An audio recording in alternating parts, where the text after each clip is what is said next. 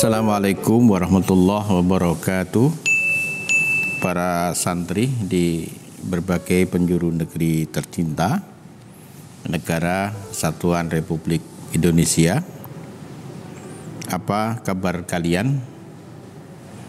Saya yakin kalian bisa memanfaatkan setiap detik kesempatan menggunakan hari-hari kalian untuk sesuatu yang positif, karena ilmu itu tidak datang sekaligus, tapi sedikit demi sedikit. Demikian juga tentang pengertian juga tidak datang sekaligus.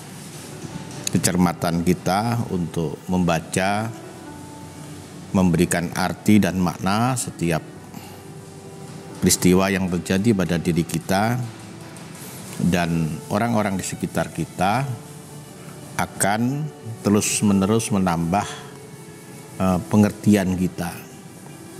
Saya yakin santri bisa melakukan. Para santri, sebelum saya teruskan vlog ini, jangan lupa like, subscribe, dan share ke media sosial yang lain agar vlog ini berkembang. Dan bagi kalian yang sudah subscribe, saya berharap vlog yang mampir di pintu gawai kalian menjadi vlog yang bisa membantu kalian menambah referensi dan bekal kalian untuk bisa menjalani kehidupan lebih baik dan selalu lebih baik. Para santri, seperti diceritakan oleh Abdul A'la bin Ahmad, diceritakan oleh Hamad bin Salamah dari Sabit, dari Abu Rafi, dari Abu Hurairah, dari Nabi Sallallahu Alaihi Wasallam, beliau bersabda, sesungguhnya ada seorang laki-laki mengunjungi saudaranya di desa yang lain. Lalu Allah mengutus seorang malaikat untuk mengawasi jalan yang dilaluinya. Dia, malaikat, bertanya, "Kamu hendak kemana?" Dia, laki-laki ini menjawab, "Aku hendak mengunjungi salah seorang saudaraku di desa ini."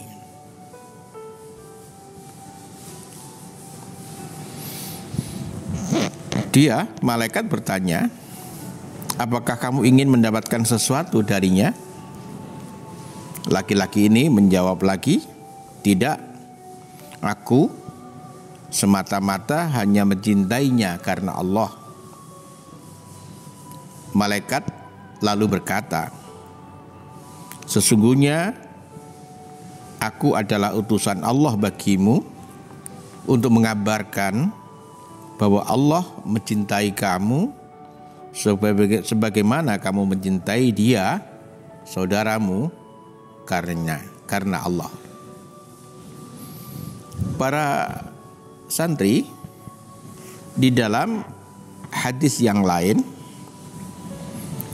seperti yang dikeluarkan Imam Malik yang bersumber dari Mu'ad bin Jabal, ia berkata, "Aku mendengar Rasulullah Sallallahu Alaihi Wasallam bersabda, Allah berfirman, cintaku pasti aku berikan kepada orang-orang yang saling mencintai karena aku.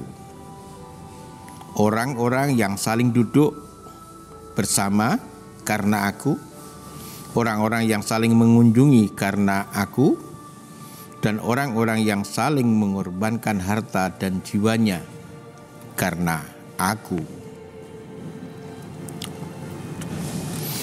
Para santri, di dalam hadis yang lain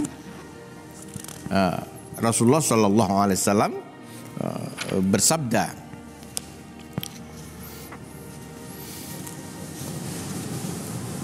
Allah berfirman,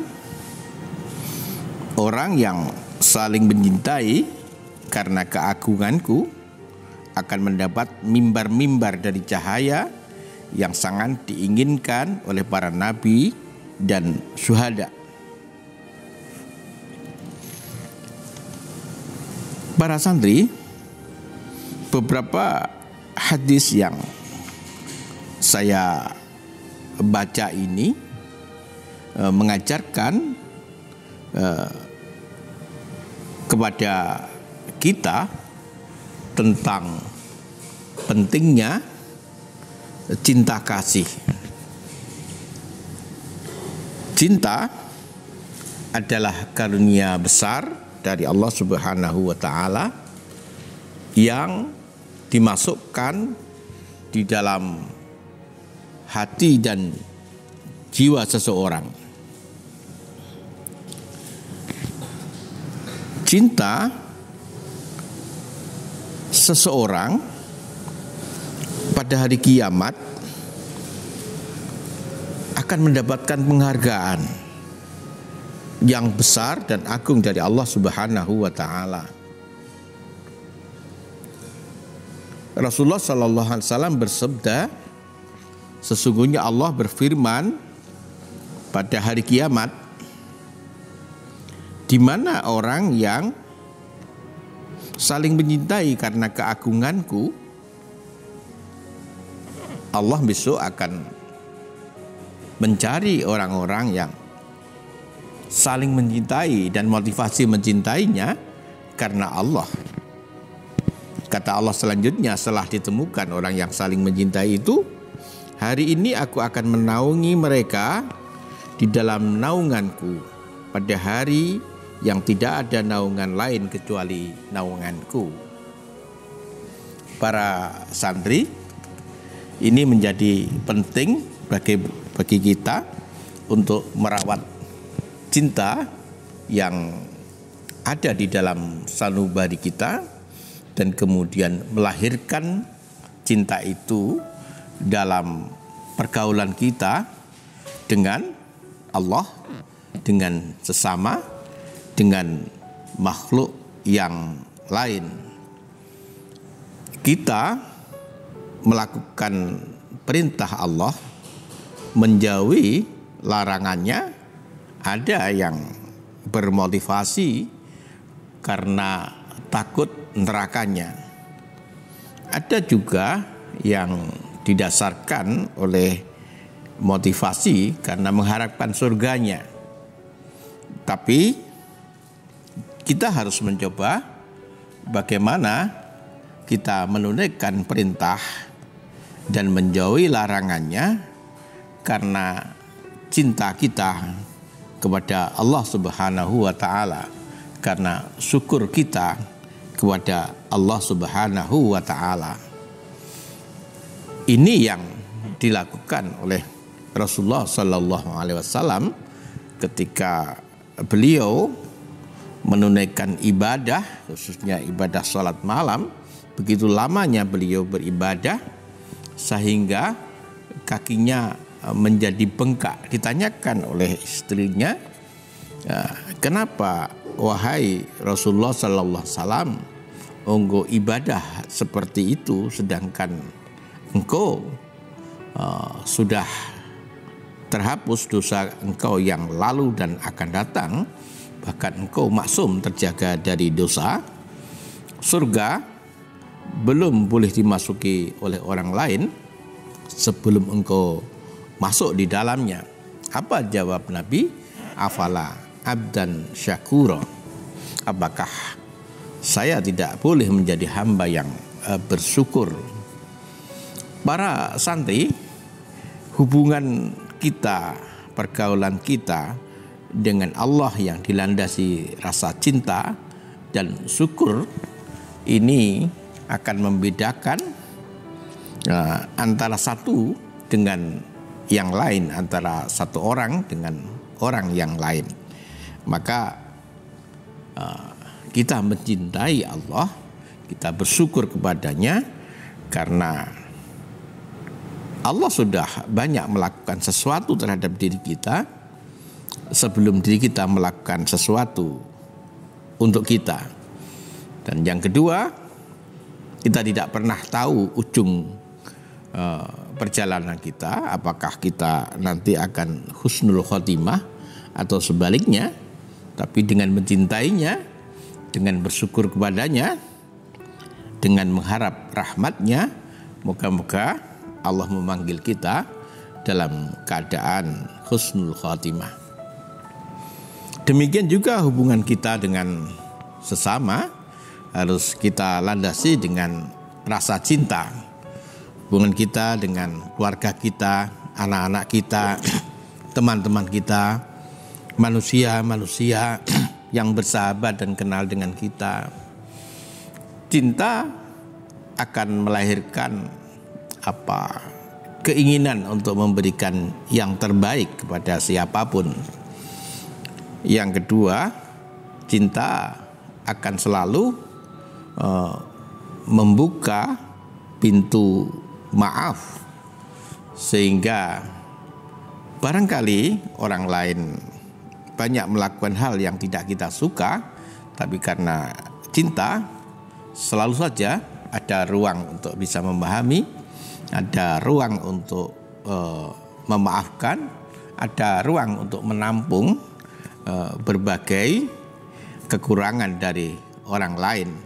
Dan ini akan menjadi perekat bagi kita terhadap orang lain.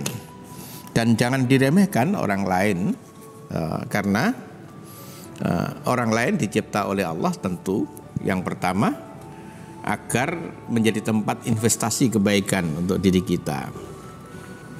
Yang kedua,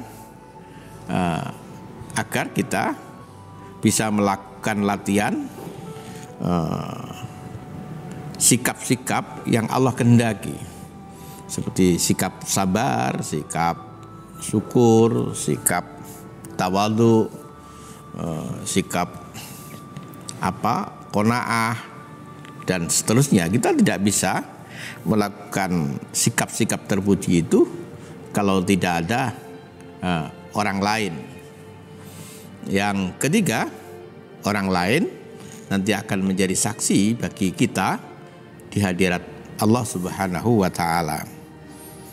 Ada satu peristiwa para santri, seorang yang meninggal kemudian diusung ke makbarah, kemudian orang-orang berbicara tentang kebaikannya, maka Rasulullah menjawab, Rasulullah bersabda, wajabat.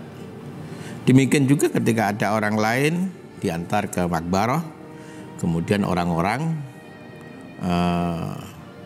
berkata tentang keburukannya, Rasulullah kemudian juga bersabda, wajabat. Kemudian ditanyakan kepada Rasulullah, ya Rasul, mengapa engkau selalu mengatakan wajabat kepada orang-orang yang dikatakan baik oleh orang lain, ketika ada jenazah dikatakan buruk oleh orang lain? Para santri, Rasulullah menjawab, orang yang jenazah yang dikatakan baik oleh banyak orang, maka dia wajib masuk surga. Demikian juga jenazah yang dikatakan buruk oleh banyak orang, dia wajib masuk neraka. Artinya kesaksian kita, kesaksian orang lain terhadap kita akan menjadi penting, karena itu menentukan apakah kita nanti selamat dalam perjalanan kita di akhirat. Para santri, di dalam hadis yang lain juga Rasulullah SAW dawuh, kalian tidak akan masuk surga sampai kalian beriman, dan kalian tidak akan beriman sebelum kalian saling mencintai. Kemudian Rasulullah SAW bertanya kepada kita, pada sahabat yang hadir pada saat itu, apakah mau kalian aku tunjukkan bagaimana bisa saling mencintai? Kemudian para sahabat menjawab, mau ya Rasul. Maka Rasulullah memberikan resep untuk ufsus salam bainakum, untuk saling memberikan salam, menyebarkan salam di antara kalian. Nah, ini adalah hubungan yang antara kita dengan orang lain yang saling mencintai, dan juga dengan hubungan yang saling mencintai ini yang selanjutnya harus tumbuh di dalam diri kita untuk selalu berharap kebaikan dari orang. Mungkin orang yang kita jumpa, apa itu anak kita, saudara kita, teman-teman kita, belum menunjukkan perilaku yang seperti kita harapkan. Apa yang dilakukannya masih menimbulkan rasa tidak nyaman di hati. Maka jangan berhenti berharap, ya. Atas dasar cinta tadi kita selalu menginginkan agar suatu ketika teman kita berubah menjadi lebih baik. Dan keinginan itu kita wujudkan bisa dengan nasihat, bisa dengan perbuatan yang kita inginkan, mampu melakukan mendorong dia untuk berubah, atau dengan doa-doa yang kita panjatkan di dalam kesendirian kita. Para santri, cinta pula yang harus mendasari bagaimana kita bergaul dengan lingkungan kita. Ada lingkungan hewan, ada lingkungan tumbuhan atau alam yang lain. Mereka tidak sia-sia sekecil apapun mereka.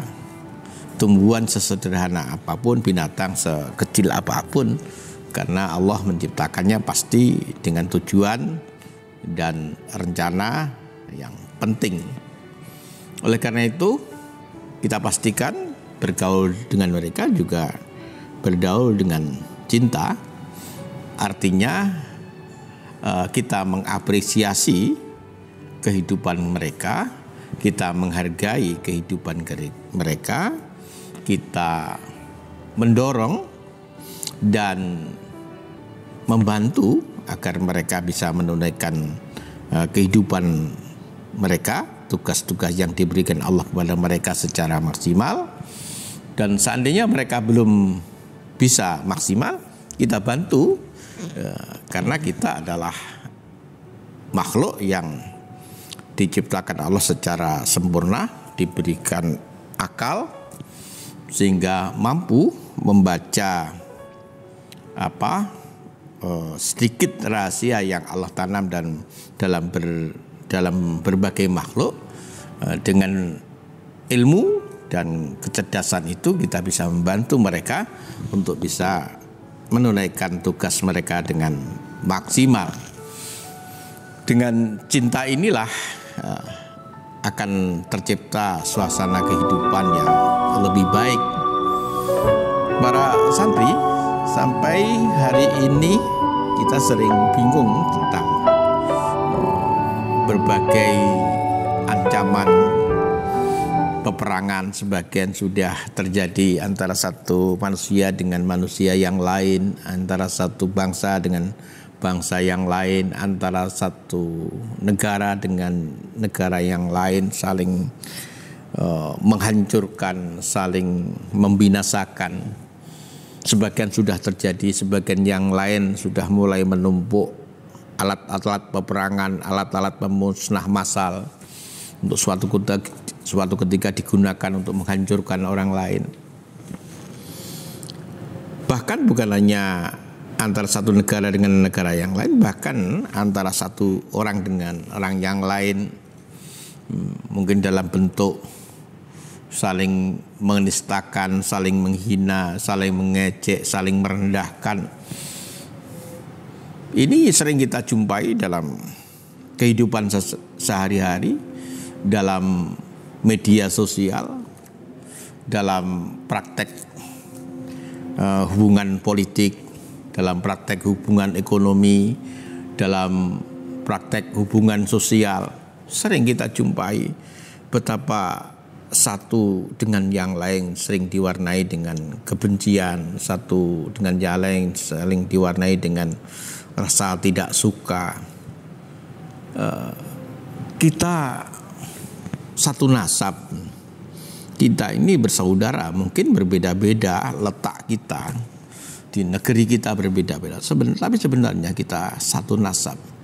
Seharusnya kita yang satu nasab, satu keturunan dari Abina Sayyiduna Adam dan Umi Sayyidatina Hawa, ini mestinya harus menjadi semacam kata kunci bahwa di antara kita ada hubungan darah. Yang kedua, kita ini adalah makhluk yang sudah terseleksi, makhluk yang manusia yang dianggap tidak baik, ini tidak masuk dalam kapalnya Nabiullah Nuh alaihissalatu wassalam. Orang-orang yang memiliki ketaatan, orang-orang yang memiliki keyakinan tentang kenabian beliau, yang bisa masuk di dalam kapal besar beliau, dan yang lain-lain, bahkan anak Nabi Nuh juga ikut tenggelam. Artinya kecuali kita manusia sejagat ini adalah satu keturunan yang kita diikat oleh hubungan darah dari ayah kita Nabiullah Adam dan ibu kita Siti Hawa, kita juga sudah terseleksi sebagai orang yang baik. Kita adalah keturunan dari orang-orang baik yang pernah diselamatkan oleh Nabiullah Nuh alaihissalatu wassalam. Ini harus menjadi modal dasar bagi kita untuk membangun persaudaraan, untuk membangun dan menumbuhkan cinta di antara kita, sehingga dunia ini bisa kita nikmati bersama dengan penuh cinta, saling menyayangi, saling menasihati, saling memotivasi, sehingga nanti kita bisa melakukan reuni kembali, bertemu dengan orang-orang tua kita, bertemu dengan Nabiullah Nuh alaihissalatu wassalam, bertemu dengan kakek nenek kita, yaitu Nabiullah Adam alaihissalatu wassalam dan ibu Hawa, dalam keadaan kita bersaudara. Para santri, ini moga-moga vlog ini bisa menginspirasi kita semua untuk menumbuhkan, merawat cinta di dalam sanubari kita, kemudian mengaktualisasikan cinta itu dalam pergaulan kita sehari-hari, baik pergaulan kita dengan Allah Subhanahu wa taala, pergaulan kita dengan sesama, juga pergaulan kita dengan makhluk yang lain. Terima kasih atas perhatiannya. Akhiran, assalamualaikum warahmatullahi wabarakatuh.